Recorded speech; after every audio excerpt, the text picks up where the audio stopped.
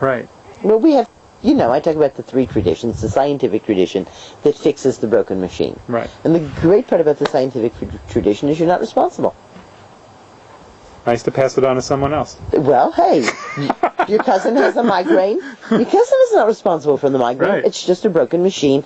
Fix my machine. Right. Don't ask me to change anything. Just fix it, which is why drugs and surgery are the preferred treatments.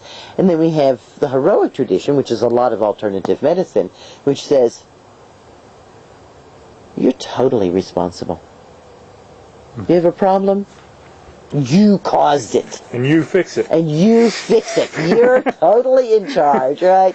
And the problem is filth. Mucus and dirty blood and stuff stuck in your colon. And, I was just talking to a friend today whose husband has diverticulitis. And he went to a heroic practitioner who said to him, oh, you have diverticulitis. You can't eat any meat because meat rots in your colon.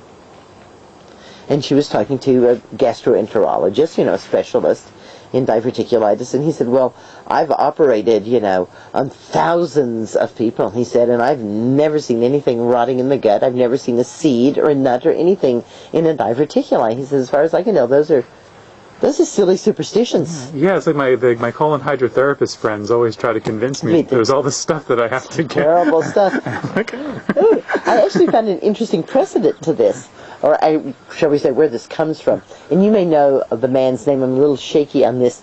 The man who kind of is credited with inventing the microscope, a Dutchman named Leuven, something like that. Somebody find out the actual name of this man. At any rate, to you and I and everybody listening to this, we're just so blasé about microscopic things, right? Like we grew up with parameciums and amoebas and flagella. I mean, hey, somebody says, oh, that doorknob has bacteria on it. We know it's true that there are bacteria on that doorknob. Or somebody goes to chew and we go, the air is now loaded with this stuff. But back when Leuven, invented the microscope, this was like totally amazing to people that there were these little things you couldn't see that can actually cause disease.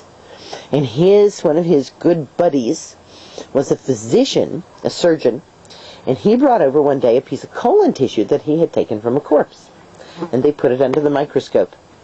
John, it was teeming with bacteria. What do you think, right? Yeah. They said, look at that. Bacteria cause disease. The colon is loaded with bacteria, therefore the colon causes all disease.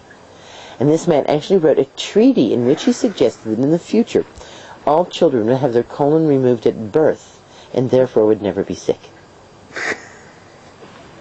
I'm not making this up. So your, colon hygiene friends come from this, we have to say, kind of laughable idea here, because of course, yes, there are bacteria in the colon.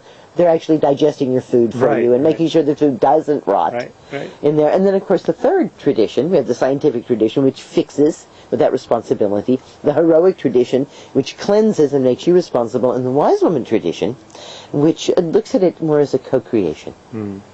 Right? So, hey, I had a tough airplane ride.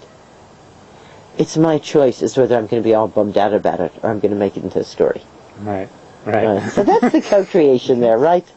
Right. So you say, oh, your cousin's stressed. And you say, well, there's nothing I can do about this. Just well, there is something you can do about the stress.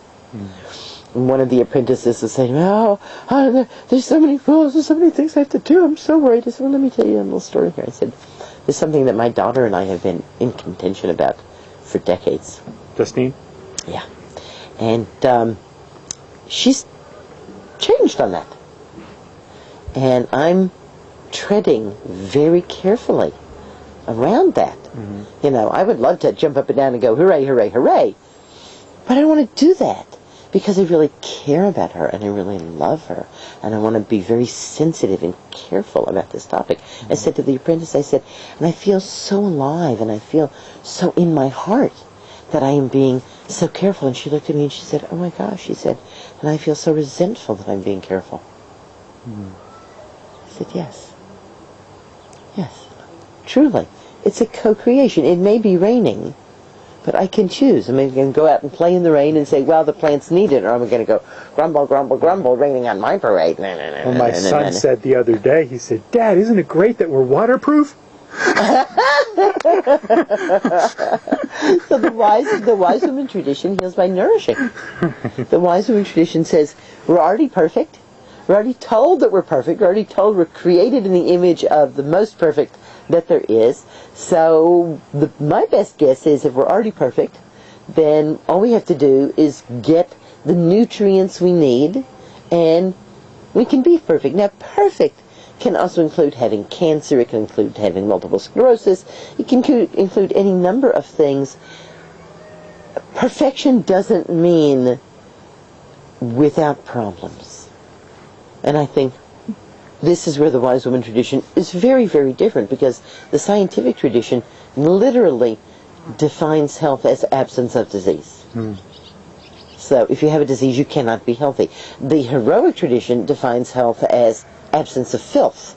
So you can actually never get healthy. But the wise woman tradition says, you're already healthy. Now let's make you more healthy. Yeah. Like a hologram. So a holographic image, which is made by splitting a laser light beam so it comes in several directions to the picture.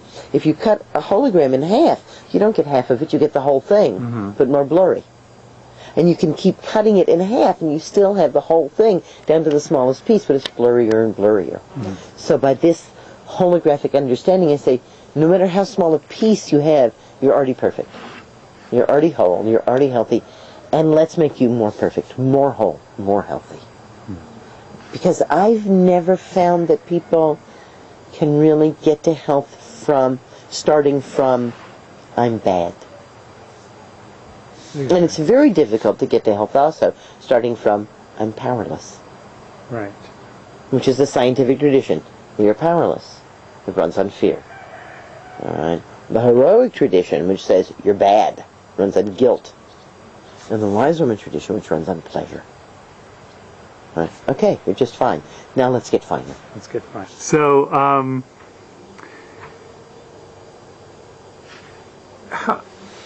how can we... I just imagine this herbal mentor, well, ultimately an herbalist in every home, but perhaps we have an herbalist in every community, then an herbalist in every street corner, then an herbal... how can we work with each other and bring herbalism in the way we're talking about it, to everyone, and how can... because we have this thing where there wants to be licensure, and there wants to be professionalism, and then there's that, and then that gets confused with the kitchen herbalism. So can they live together, or is this not, or how can, just...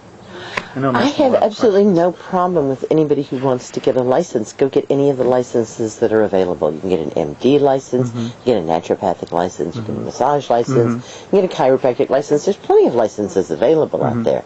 Let's face it, licenses protect the licensees. Right. Not the consumers. So we're talking about protecting consumers. Licenses for anybody is not going to do it. I do not want to see herbalists licensed because I teach in Germany. And I see the result of licensure there, and it's not pretty. One of my students there is a licensed pharmacist. She got really into making the herbal vinegars, and she started selling them in her store. Within a few days of selling them, the authorities were in the store, and they said, we will revoke your license to be a pharmacist if you don't take these things out of your store. Right? We're not used to that. Right. We're used to being able to go in and buy a variety of different products, right?